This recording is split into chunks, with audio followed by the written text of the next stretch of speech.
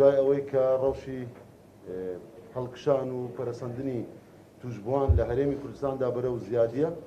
و ژمارەکان ڕۆژ بە ڕۆژ بەرەو لوتکە و هەڵکشانێکی زۆرتر دەڕوە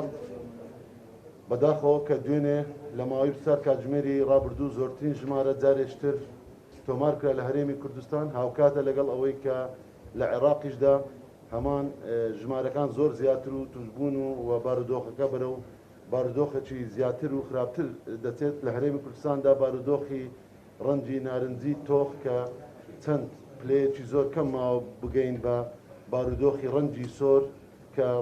بارودۆخێکی مەترسیدارە لە ماوەی 24 کاتژمێری ڕابردوو دەمەوێت بە بەڕێستان ڕابگەینین کە لە کۆی 17,141 پشکنینی تاقیگەیی بۆ دۆزینەوەی ڤایرۆسی کۆرۆنا 3,559 حالەتی توشبوون تۆمار کراوە لە هەرێمی کوردستان تا کاتژمێر 12 دوێنێ شەوی ڕابردوو کە لەمانەش 13 گیان لە دەستدان و مردن تۆمار کراوە لە هەرێمی کوردستان بە ڕێژەی 120.8 ڕێژەی توشبوون لە نێو ئەوانەی پشکنینیان ئەنجام داوە تۆمار کراوە. ئەمە زۆرترین ژمارەیە تا ئێستا و نیشاندەرێکی خراپە و نیشاندەرێکی ترسناکە بۆ ئەوەی کە ئێمە بەرەو هەڵکشانی زیاتر و توشبوون زیاتر دەبێن.